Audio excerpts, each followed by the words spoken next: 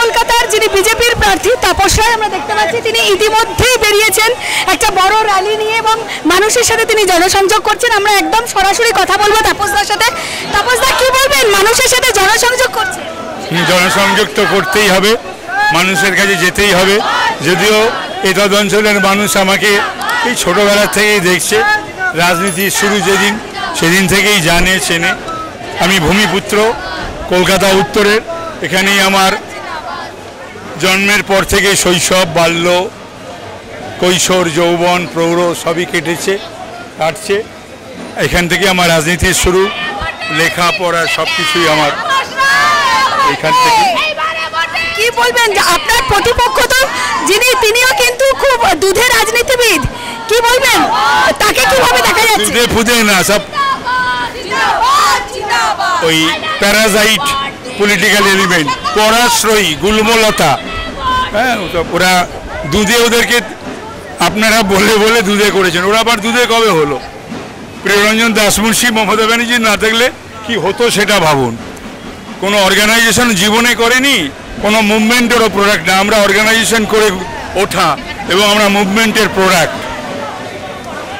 তাহলে বলছেন যে তিনিও, মানে সুদীপদার কথাই বলছি, তিনিও কি কোনো সংগ্রাম করেননি? মানে আপনারা যেরকম লড়াই করেছিলেন যে সময় পরিবর্তন, ওকে বলুক না, ডিবেটে বসুক না আমার সঙ্গে একদিন, 1 ঘন্টা ডিবেটে বসুক, যে কোনো দিন, যে কোনো চ্যানেলে, যে কোনো সময়। আমি 20 মিনিট বলবো, উনি 40 মিনিট বলবেন। আধ ঘন্টা হলে উনি 20 মিনিট বলবেন, আমি 10 মিনিট বলবো।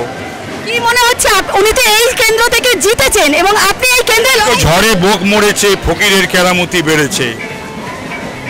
আরেকটা বিষয়, মমতা বন্দ্যোপাধ্যায়কে দেখা গেল ইন্ডি জোট নিয়ে দুদিন দুরকম স্টেটমেন্ট দিতে। প্রথম দিন বলছেন পাশে আছি, পরের দিন বলছে ইন্ডিয়া জোট তো আমিই বানিয়েছি, নামকরণ আমি করেছি। এখন গরম পড়েছে তো, গরমটা একটু বেশি পড়েছে।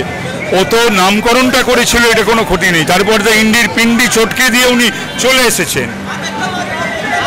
সন্দেশখালী নিয়ে আজকে ক্যাম্প করছে না, সন্দেশখালী ঘটনা একদিনের নয়, দীর্ঘদিন, দিনের পর দিন, মাসের পর মাস, বছরের পর বছর ওই সমস্ত দস্যু বা জলদস্যু যারা বর্ন ক্রিমিনাল, দুর্বৃত্ত বা দুষ্কৃতি কর্মের সঙ্গে যুক্ত, তারা প্রতিটি অসামাজিক সমাজবিরোধী কার্যকলাপের সঙ্গে যুক্ত। তারা মানুষের ক্ষতি করেছে, মা বোনের সম্ভ্রমহানি করেছে, খুন করেছে। এই সরকারের প্রশ্রয় এবং শেখ শাহজাহানের হয়ে মমতা ব্যানার্জি বিধানসভায় দাঁড়িয়ে তাকে প্রোটেকশন দিয়েছেন। এটা খুব দুর্ভাগ্যের এবং দুঃখের। বাংলার মুখ্যমন্ত্রীর কাছ থেকে এটা আশা করা যায় না। তাপসদা, অভিষেক বন্দ্যোপাধ্যায় তো বলছেন তার কোনো সম্পত্তিই নেই, তার বাড়ি নেই, গাড়ি নেই। হ্যাঁ, সেটা উনি বলছেন। বিরোধীরা তো বলছেন তিনি তো নাকি দুর্নীতিতে যুক্ত, বালি কয়লা সব অভিযোগ তার উপর। সেই জন্যে তো কেস কাছারি যা চলছে হাইকোর্ট এবং সুপ্রিম কোর্টের নির্দেশে, সেখানেই সেগুলো তিনিও তার সপক্ষে যুক্তি রাখবেন, প্রমাণ দেবেন। আর যারা তদন্তে যা উঠে এসছে, সেখানে তদন্তকারী সংস্থা তারাও তাদের যুক্তি, প্রশ্ন এবং তাদের যা যা পেয়েছে সেটা তারা জানাবেন। আদালত বিচার করবে। এই উত্তর কলকাতার বাসিন্দাদের জন্য, মানুষদের জন্য কি বার্তা দেবেন? উত্তর কলকাতার জন্য মানুষদের বাচ্চা, তোমরা সাংসদ খায় না মাথায় দেয়, ইদানিং ভুলে গেছিল। অজিত পাজার পরে আমাকে নির্বাচিত করলে সাংসদকে পাওয়া যাবে, সাংসদকে দেখাও পাবে, সাংসদ বিভিন্ন অঞ্চলে যাবে এবং আমার বাড়ি এবং আমার অফিসের দ্বার সবসময় খোলা থাকবে।